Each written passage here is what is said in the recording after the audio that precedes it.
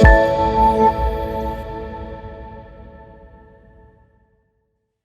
evening, boys and girls. Welcome back to Expeditions. We're super excited, and Peter Pan and I, of course, have to do the introduction because we just didn't want to miss out.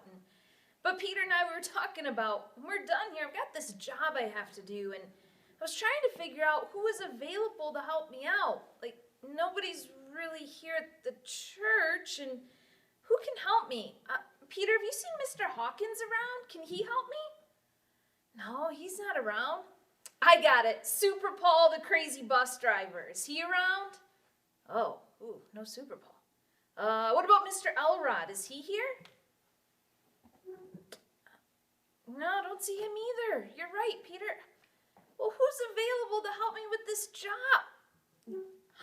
Peter's available. Why didn't I think of that, Peter? I'm still getting used to this whole thing. You're right, Peter. You're available. Available's your word for the night. Better listen up to hear how it gets used. All right, glad you guys could listen in tonight. As they just told you, our keyword of the night tonight is available. The last several weeks in Expeditions, we have been studying and looking through the lives of different missionaries. Last week we looked at Lottie Moon and her work in the country of China. Well, this week we're going to be looking at that word available and seeing how it is used in the Bible. Not the word per se, available, but the idea. What is the idea of being available to do God's work? When I was growing up, one of the things I loved to do was go to my grandma and grandpa's house. We lived right next door. Okay, now the reason to go to grandma and grandpa's house is because grandma always had a cookie jar. Now at home, you couldn't just get in a cookie jar and eat any amount of cookies you wanted. In a cookie jar at grandma's though, you could go in any time you wanted. So let's just say, you probably understand this quite well, I ate a lot of cookies when I went to grandma's house. So I would go there, I'd eat cookies, and normally what we would do is I would watch TV with grandma. Now, grandma and grandpa didn't watch the modern day television shows. They liked to watch old television shows from when they were younger. So I didn't watch the brand new television shows. I got to watch some of the classics. One classic that I remember my grandparents watching all the time was a show called MacGyver. Now, MacGyver was a pretty cool show about a guy who always got into trouble, always got into these hard circumstances, and yet he always could figure out a way to get out with just the smallest materials. Okay, like he could be stuck in a prison, all right, stuck in a jail cell, stuck in a place he could not get out of, and he'd look around and find like a paper clip and some gum and like a tea bag, and the next thing you know, he's made an explosion that gets him out. Like, how do you make an explosion out of a tea bag, gum, and a paper clip? Or he could get like a pen and somehow turn that pen into a harpoon and be able to kill the guard or maim the guard and get him out. Like, he could do amazing things with just the small amount of things that were available. It didn't matter what he had, it just mattered that he knew how to use what he had. Maybe you're aware of this in the different video games you play on your phone or on your tablet. And you get these options and it says, do you use the fire or do you use the hammer? What do you use? And you see those ads all the time. What choice do I use? What's available to me?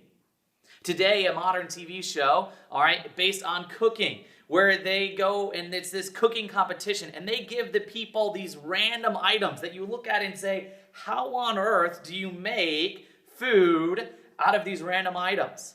Okay, how do you make this amazing dinner? I saw one a few weeks ago, and they gave them Pop Rocks. They expected them to make a sauce, of sugary sauce, a glaze to put on top of their food with Pop Rocks. How do you do that? It took these people's creativity to take something that was weird but available and turn it into something amazing. The great thing about our God is that he can take what seems small, minuscule, worthless, but as long as it's available, he can do amazing things. Today, we're going to look at a young man in the Bible who we're very familiar with, who God used in order to perform a great miracle in the nation of Israel only because he was willing and available. You may have already guessed that that young man was David. And now when I say the name David, more than likely all of you have one event in his life that immediately pops into your mind. And that's the event we're going to talk about today. That event is when he had to fight Goliath. Goliath was a giant. Goliath was a champion. Goliath was a professional soldier. And he had led the Philistines to multiple victories. The Bible tells us in the book of 1 Samuel, where this is recorded in chapter 17, that each day Goliath would come out and face the armies of Israel and mock them and tease them and defy them and their God. They were set up on opposite sides of a valley, and the Philistines were on this side and the Israelites were on this side. And each day Goliath would come out and say, "Choose you a man who will fight against me." And all of the Israelites would cower back and say, "No, I don't want to go. I'm going to die. I'm like a grasshopper. I'm so small." And one day, David, the youngest in his family, he had 3 older brothers in the military who were soldiers in the army of Israel. Well, David was sent by his father to bring them food. When he gets there, he looks and he sees this giant come out and challenge them to fight. And he's looking around. He's like, "Okay, are you going? Are you going? Who's going to go and fight this giant? Somebody's got to go and kill him. He's mocking God." And they're like, "David, do you not see how tall he is? He's like over 9 feet tall. He's huge. You're like 5 foot. You're small. How can you go fight against him?" And David's like, "It's not how big I am. It's how big my God is." And they're all just like shirking back, like, "I don't want to have anything to do with this." So David goes and talks to King Saul, and he's like, "King Saul, I'll go fight Goliath." And King Saul's like, "But you're a boy. How can you go fight this professional soldier?" And David looks at him and says, "Let me tell you a story. Let me tell you about what my God has already done for me. You see, I'm a shepherd. And my job, my responsibility is to go and protect my father's sheep. And there are times when, though there have been predators of those sheep that have come. One time there was a lion that came after the sheep. But God gave me the strength and ability to kill him. One time a bear came out, and I'm not bigger than a bear. And that bear came after the sheep, and God allowed me to use the tools that I had, the shepherd's tools that I had, to kill that bear. Now, maybe they're not 9 feet tall like Goliath over there, but that's okay, because my God is still God, and God can give me the strength to defeat this giant. You see, this giant is not just challenging Israel. This giant is challenging God. So Saul says, "Well, I've not seen anyone else who has brave enough to fight him. Go ahead. Here's my armor. Take this armor. Put it on." So David tried putting on the armor. David tried putting on the different pieces of armor that King Saul had used. But yet David's like, "I can't use this. It's too big. It doesn't fit. It's not my size. God hasn't given me this. I've not trained in this. But God has given me the tools of a shepherd, my staff and my sling. I will take the tools that God has given to me and use those instead." The Bible tells us in 1 Samuel 17 that David went out and got 5 smooth stones out of the brook. He put them in his bag and he grabbed his sling and he went out to face Goliath. Now, when Goliath saw him, Goliath begins to laugh. He says, "What am I, a dog? You're sending a boy with a stick after me? Are you serious? This is going to be so easy." And yet David says, "You come after me with a spear and a sword. I come after you in the name of Jehovah, the God of Israel." And David didn't just stand there and face Goliath. David ran at Goliath. David was not afraid. Goliath says, "Well, you know what? I've killed everyone else. This is just a boy. I got no problem." So Goliath starts heading out towards David. And David takes his stone and he puts it in his sling. Now, this isn't a weapon you would normally use to fight against a giant. This is used to scare away animals who are going after a flock of sheep. But David knew that God could take this small, insignificant weapon of a shepherd and use it to kill the greatest enemy of the nation of Israel. So as Goliath is coming from this side, David comes from this side, and he winds it up. And I'm sure you've sung that stone, and one little stone went in the sling, and round it went. And David lets it go, and it flies, and hits the Goliath right in the forehead. Now, if I were hitting the forehead with something, if someone came up to me right now with a baseball bat, thankfully no one's going to do this, but if they came with a baseball bat, and they hit me in the forehead, I'm going to go back like this. The Bible doesn't say that's what happened. The Bible says that when Goliath got hit in the forehead, he didn't stumble backwards, he didn't fall backwards, because it wasn't the strength of the stone that hit Goliath. It wasn't the strength of David's arm. He wasn't a Major League Baseball pitcher with a really strong arm. No. God took that stone and planted it right in his forehead. And Goliath, the Bible tells us that Goliath fell forward. God worked a great, amazing victory that day. David had defeated the enemy of Israel because God had taken someone who was willing, someone who was available to do God's work.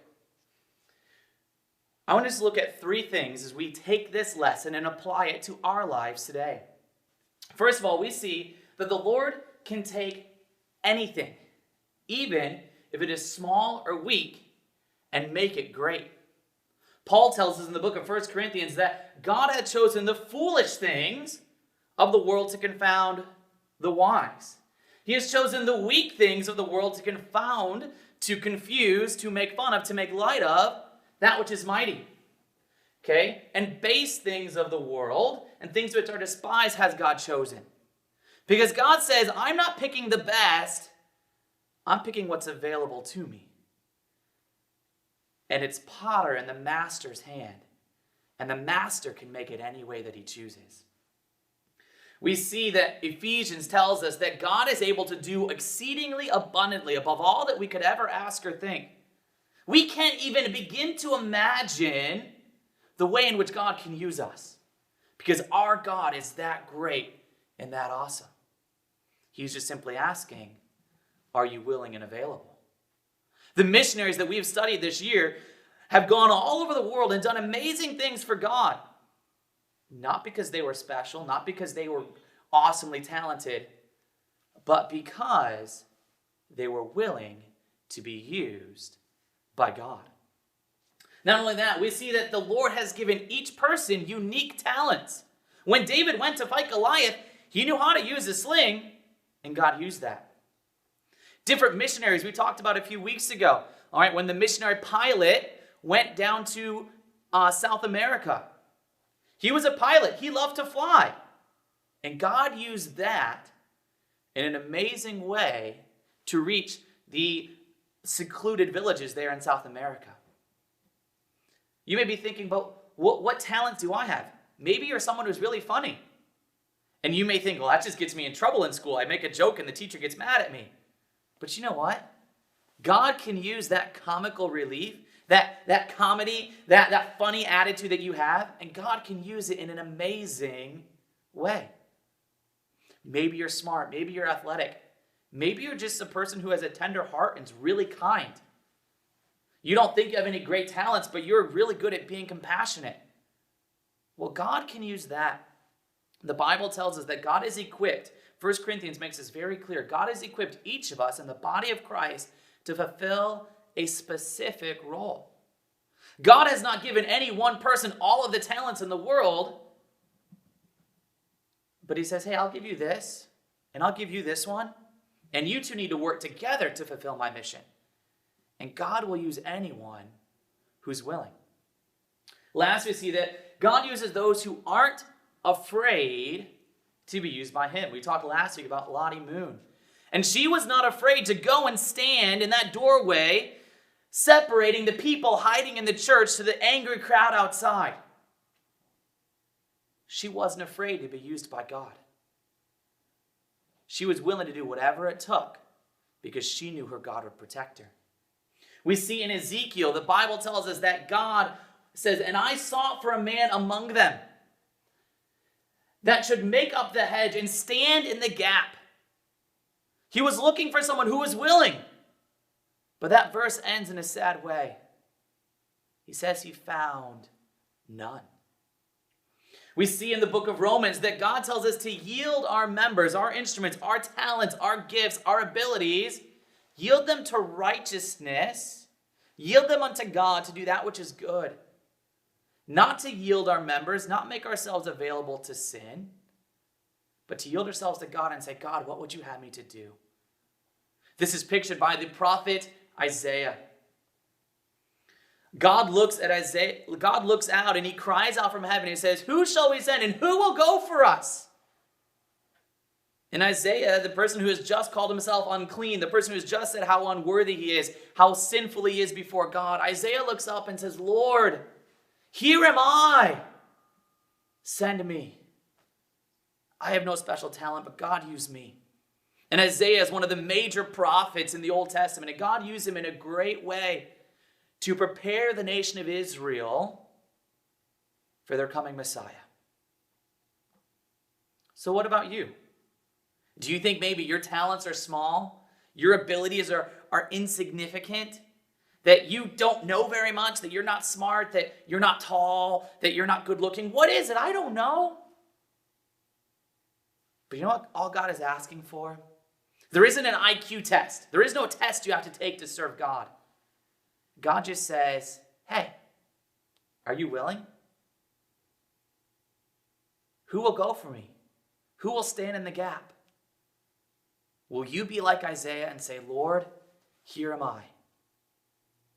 Lord, I don't have much. Lord, I'm like David. I'm a small kid. I have a sling and a few stones going against a giant. But God, how can you use me?' Will you be like Isaiah and say, 'Lord, here am I. Send me.'"